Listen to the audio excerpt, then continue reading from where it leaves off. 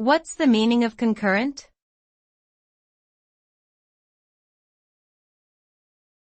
Concurrent.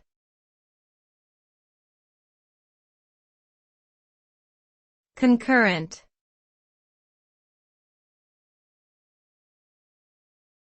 Concurrent.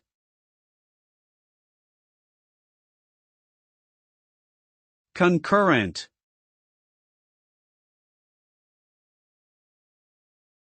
The term concurrent refers to events or actions that happen at the same time.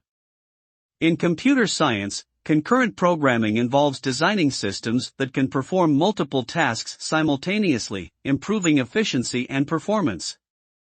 The use of concurrent programming is common in complex systems, such as operating systems and databases. Concurrent programming presents unique challenges, such as the need for synchronization and coordination between different processes.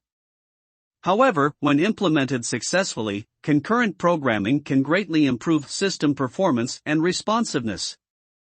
Overall, concurrent denotes things happening simultaneously, whether in technology or otherwise.